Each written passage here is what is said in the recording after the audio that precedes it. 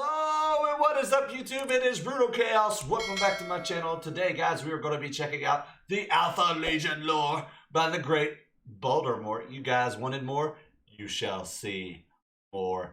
Guys, more Warhammer coming on the channel, more reactions. Guys, thank you so much for all the love. Like I said, if you want to see more of me, I also stream on Twitch, have other socials, and all that great stuff as well, and am a part of the Reapers of Fate, and we will leave all those links in the description below. Guys, stay tuned. Let's check out this video. Let's freaking pull it up. Let's do this.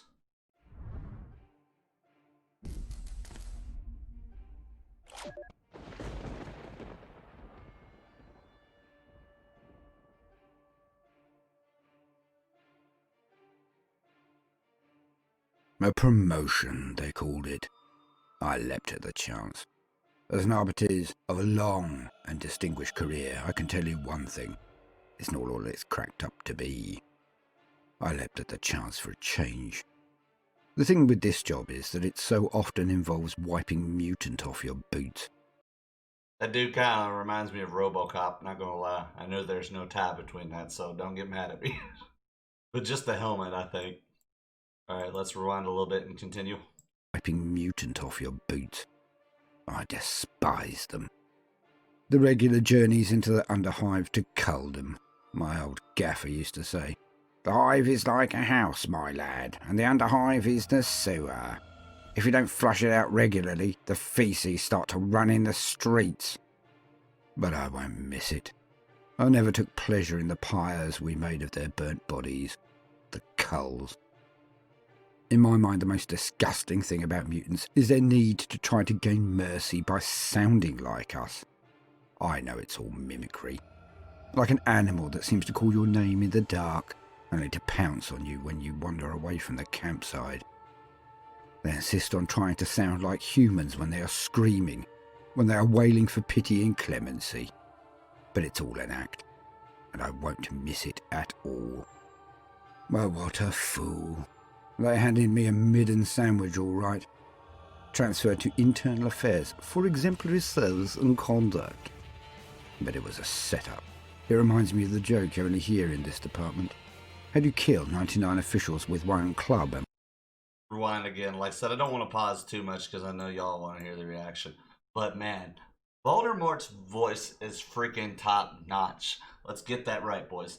Top freaking notch, bro. And then he puts this awesome music behind it. Every video of his is definitely unique. So if you hate Baldermort, to me, you do not love Warhammer, and there's something wrong with you, because this man is a great freaking storyteller. So let's continue. Setup. It reminds me of the joke you only hear in this department. How do you kill 99 officials with one club and without breaking a sweat?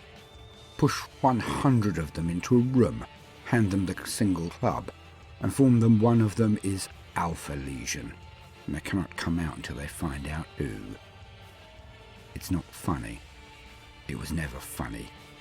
It's a living hell. When the first one turned up with that nasty little tattoo, their three-headed snake or hydra, whatever they call it, it was just the beginning. We find them everywhere now. At the sites of explosions, at the scene of executions. They never run.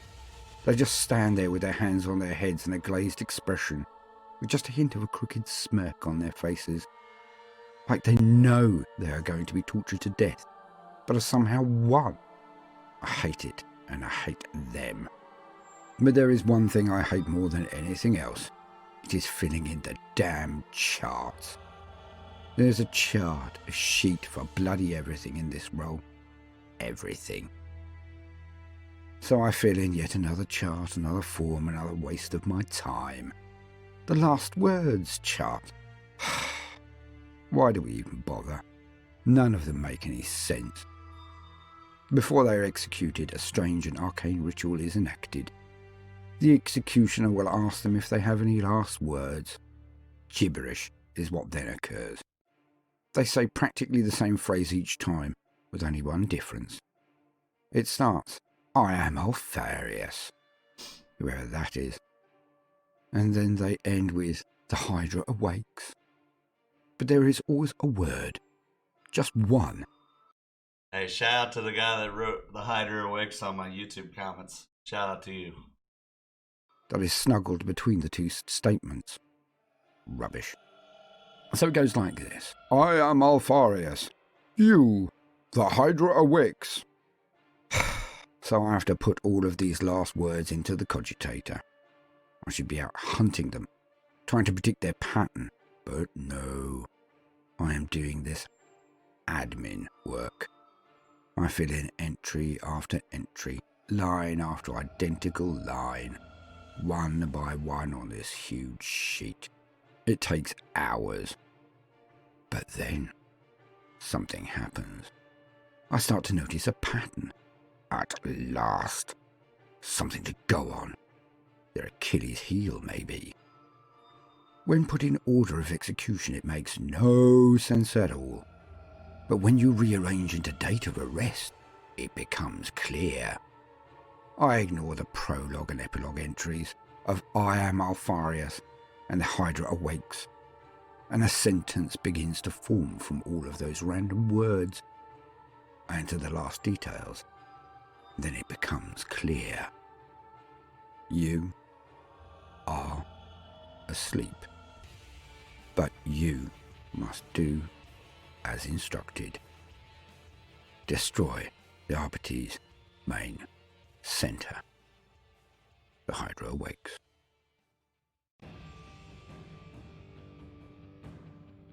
A pain appears behind my eyes for a second, then clears as swiftly as it arrived. I look at my reflection in the cogitator screen. I know what I must do. I press the delete button, wiping the records permanently. I stand and leave my office. I lock the door. I walk with a spring in my step down the many flights of stairs to the power station at the base of the building. I walk inside and nod to the tech priest there, before I pass his bemused glare and stare at the power core.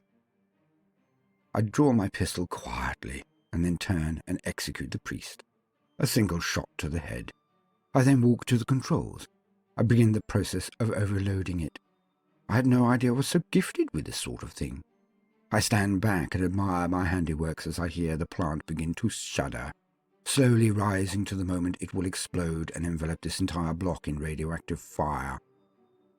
I walk to another panel and tap in my last words. Strange. I'm elated at their writing. I feel such a sense of calm and achievement. I send a single message to the spaceport officials.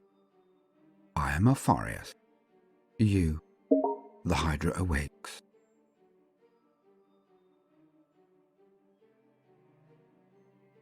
Welcome, gentle listener. I am Baldermort, and I wish to introduce you to the factions and forces of the Warhammer40k universe. Today, we will be attempting to understand possibly one of the most complicated and inscrutable factions in the entire grim darkness of the future. For today, we will attempt to wrestle with the very basics of the Alpha Legion. I must state straight off the bat that this is possibly one of the most difficult subjects I have ever had to present, and so I am insistent that this should be a brief introduction, as these matters have been dealt with on the channel previously, as I must be honest and state that my opinion, perspective, my approach to this faction have altered so many times that I am unable to be certain of anything being correct. All we can do is try to discern the very basics, and then to move on to the many nuances of this faction at another time. Hopefully, by that time, I will have a more solid and static position on them. But that is the wonder of Warhammer. The juice that fills the glass. The thing that keeps fans coming back time and time again. Its complexity, its depth. And I will apologize now, for many a gentle listener may not like this unorthodox entry as it goes on. I'll say once again, the freaking artwork is amazing. Now, for many a gentle listener may not like this unorthodox entry as it goes on, as it will be so eclectic, but just know that this is by design. So let us move on to the basics and see where the trail takes us. But just know that I honestly do not have an absolute view of where the destination actually is. The Alpha Legion, a riddle wrapped in a mystery inside an enigma. None can truly know their motivations. None can guess their insidious motives. But that is the key word here. insidious. Insidious, meaning proceeding in a gradual, subtle way, with very harmful effects.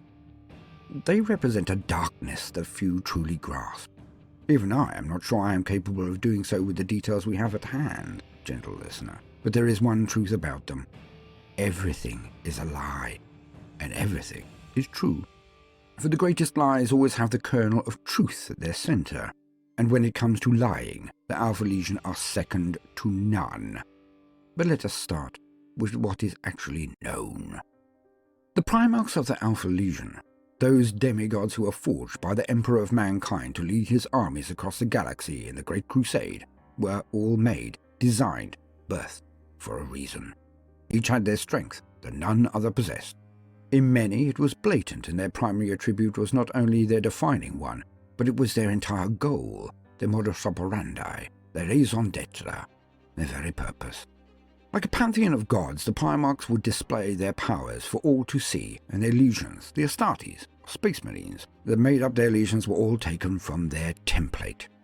For example, Leman Russ is quite easily comparable with the god Thor, a bluff braggart, but an honourable soul, and warrior without peer, who always would stand against tyranny and evil where it threatened the halls of his people. Such are his legion, the Space Wolves, loud and aggressive, feral and fierce, but they are also unflinching in their loyalty to the Emperor and his Imperium. If the Primarchs are indeed a pantheon, then the Alpha Legion were led by Loki, the Norse trickster god. Always plotting, planning, always active. Some say that Loki was an evil Satan-type figure, but, in my humble opinion, he was not. He was a cautionary tale.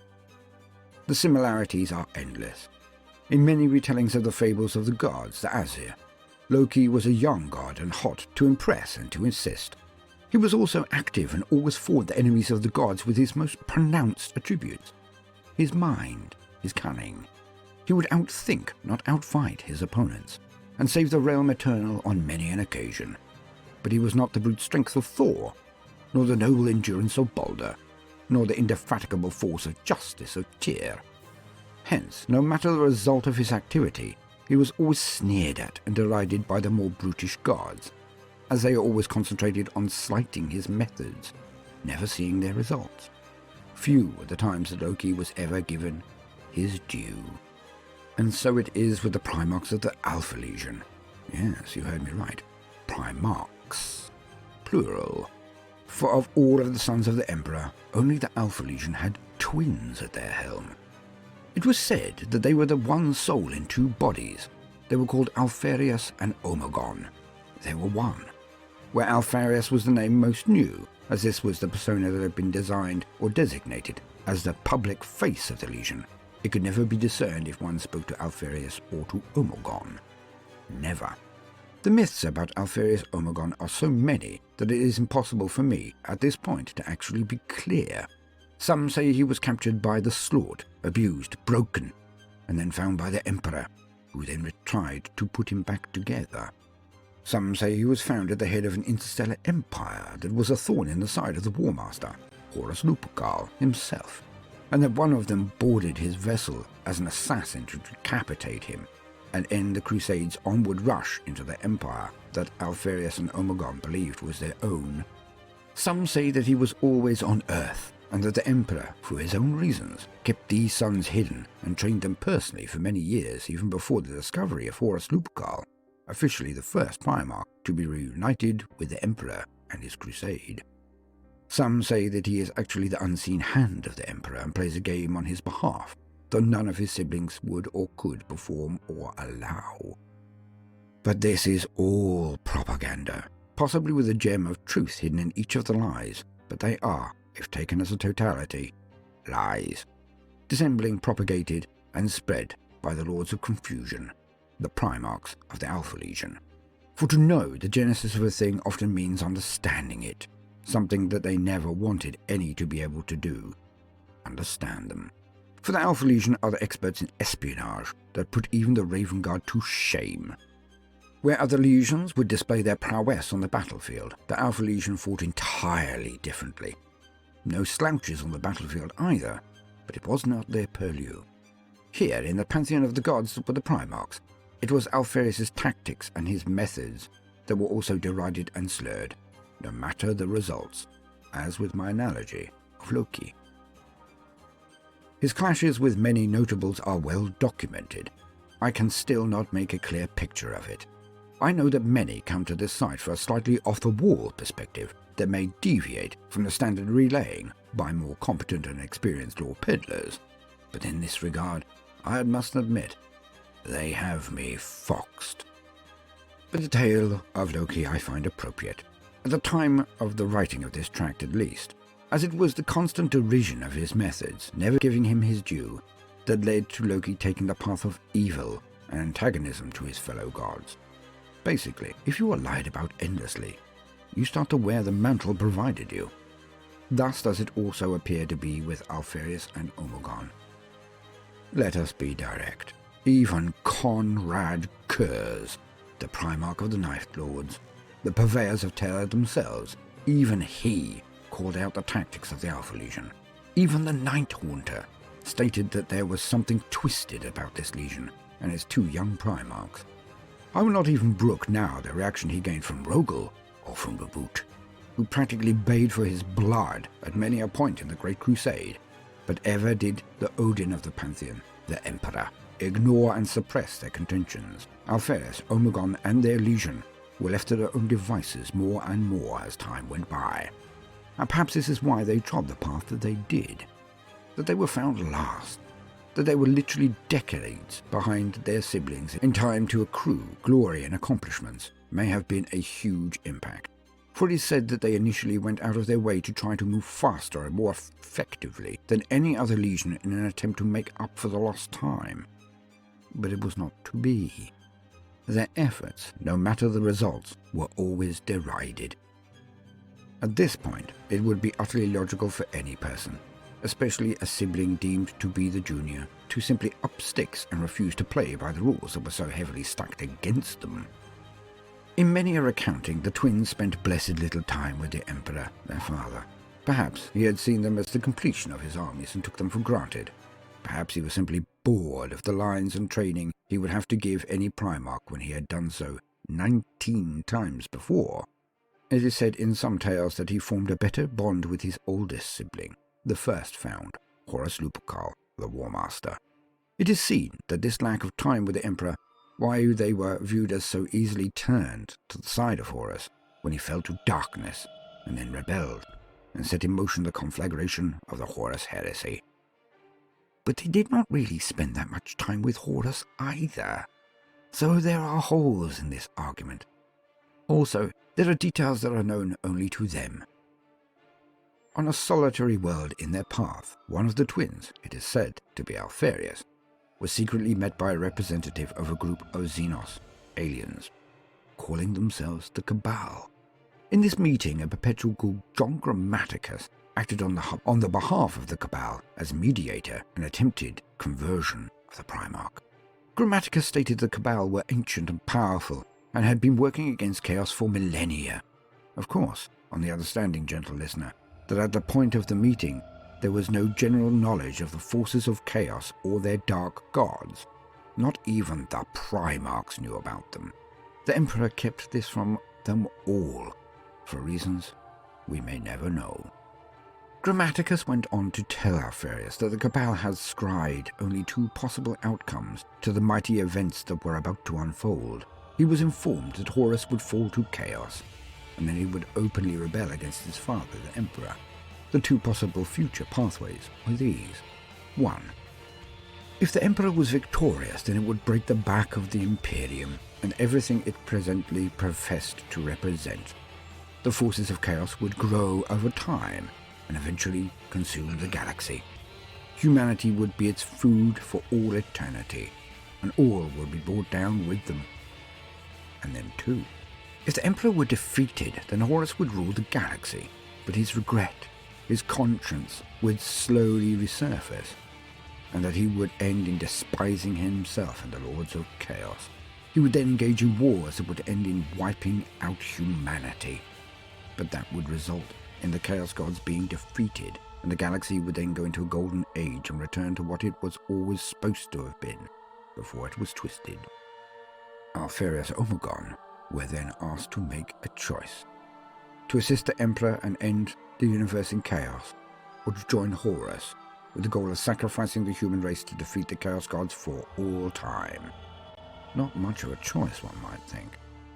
It is this event that has been used to attempt to define the Alpha Legion. For they did go over to Horus, and during the Battle of Istvan V, they turned the colour of their cloth and assisted in the slaughter of a full 3 legions of loyalists. Almost to a man. Almost. Surely this points to them taking the path provided by the Cabal. But is it so? Because for this reason Alpharius drew Rogel Dawn into a confrontation that ended in his own death. Rogel slew him. Or did he? Was that actually Alpharius or Omegon? Or simply an incredibly well-trained and performing legionary who had they groomed to be the sacrifice that all believed? Impossible to tell. Alpharius and Omegon are said in some tales to be the smallest of the Primarchs and actually able to move amongst their men with total anonymity. Other reports state that they were towering warriors of golden skin and unsurpassed martial ability. Which are right. Everything is true, and everything is a lie. For there are so many details about them, and yet so few. They claim to serve Chaos Undivided, but do not show signs of mutation and the blessings from the Dark Gods. They did not retreat into the Eye of Terror as their brothers did when Horus lost at the Battle of Terror, and the traitor legions were then chased to the Eye by the remaining loyalist legions and their Primarchs. The Alpha Legion simply disappeared, and they have been in hiding ever since. Hiding amongst the normal citizenry of the Imperium, even among the forces of the Space Marines. They are considered to be everywhere and nowhere, all at the same time. Yet they still seem to strike for the forces of chaos. Yet they have been recorded to have performed atrocities that would make a World Eater or a Night Lord balk.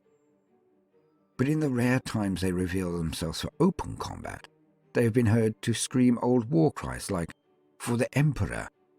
Is this sarcasm? Or is it truth? Are they following Chaos, or tricking them too?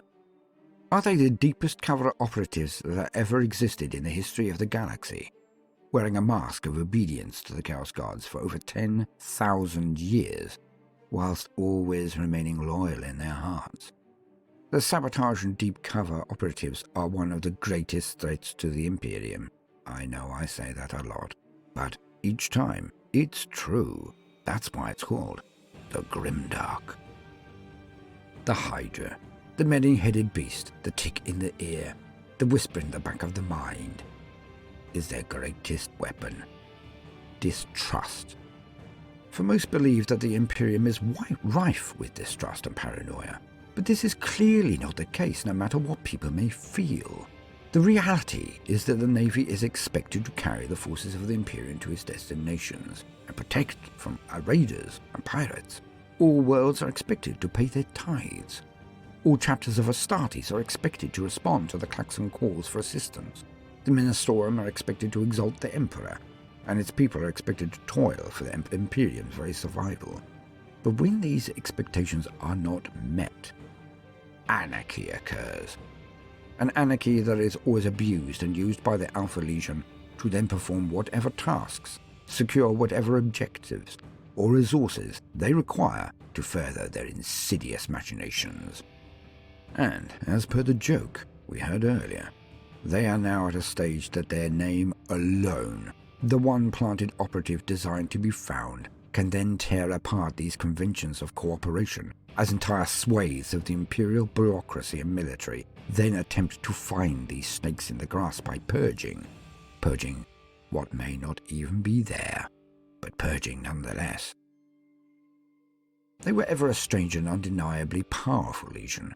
Their cohesion and organization, loyalty and unquestioning ability to work together to a single goal on the battlefield was unmatched. Even the Grand Organizer and his Ultramarines were not the equal in their ability to organize a strike of 1,000,000 elements. Their discipline is also a thing to be marveled at. Truly marveled. Why? Any other Astartes will give their life for their lords without a second thought. But will they give up themselves? Doubtable. But what do I mean? The Alpha Legion are so disciplined, so cunning, so dauntless in their devotion to their cause, that they regularly and frequently have their minds, their very personalities, and everything that makes a person who they are, wiped. This allows them to be true deep cover operatives, as there is simply not the information in their minds and souls to be divulged.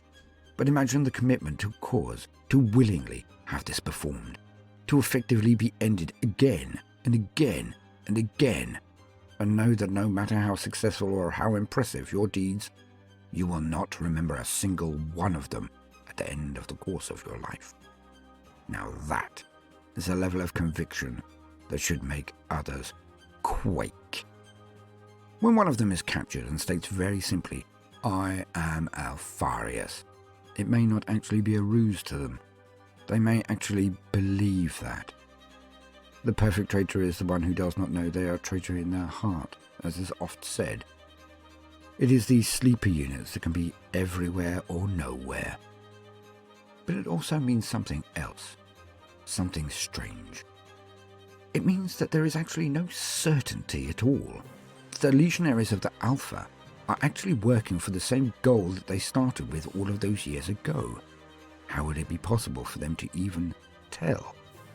Any Marine, any official, any officer, any man, woman or child that is encountered in the grim darkness of the future could be a sleeper unit of the Alpha Legion and never even know it until they are activated. And even then, they may not know it themselves, despite carrying out the nefarious actions of these busy bees. For that is one thing above all that must be acknowledged by all fans of this glorious setting. The Alpha Legion are the hardest workers in the entirety of the human race, for they are never at rest, never still, always plotting and scheming towards an end even they may not fully know themselves, but always busy little bees. The World Eaters may exemplify worshippers of the blood god Khorne. The Emperor's children may do so for the Prince of Pleasure Slaanesh. The Death Guard are ardent in their love of the Grandfather Nurgle, and the Thousand Sons show unflinching devotion to the Lord of Change, Tzeentch. The Iron Warriors may hate chaos while still serving it. The Black Legion may profess independence while fighting for it. The Night Lords may sow misery in its name, and the Word Bearers believe they are its greatest servants. But it is the Alpha Legion who are chaos. If actions speak louder than words, then they are merely a louder form of communication. But who are the Alpha Legion talking to? Because, in my mind, as things stand right now, the three-headed snake, the Hydra, may well represent the truth of the matter. Some have said that this represents that there were actually triplets, not twins, but I do not see this. They are the Alpha and the Omega, the beginning and the end. With the Lion, L. Johnson was the template, the start of the journey. Alfarius and Omegon are its conclusion, its end. Does the three-headed Hydra symbol reveal something nobody even wishes to consider? The existence of a third path, which the Alpha Legion tread alone. One path is loyalty to the throne and the Emperor of mankind. One path is the way of chaos and serving the dark gods. Perhaps, just perhaps, they serve neither. But what does this mean? What do they want? Godhood for themselves? The destruction of the universe? Or maybe something else? Only time will tell. But when they do achieve their goals, with Alfarius or Omegon, or both or neither at the wheel, would anyone even know?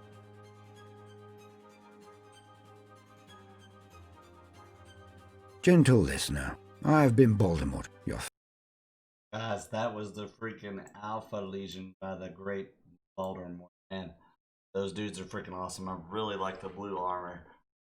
And like the fact that they could have took the path and done that much in the Horus Heresy is crazy. And really enjoy the videos by Baldermort. His storytelling is top notch. Love the music he puts with it. Everything is top notch, man. So we will be checking out some more Warhammer 40k, and some more Baldermort, some more Oculus Emperor, some more Major Kill, some more other guys too. I'm sure there's other great Warhammer YouTubers out there to discover as well. So, guys, thank you so much for showing the love. And keep being freaking awesome. Like I said, if you want to see more of me, I stream on Twitch. I'll be live through the nights. I play a lot of different games, and I have socials and all that stuff. All the links will be below. Like I said, check them all out. And guys, stay tuned because there's more coming.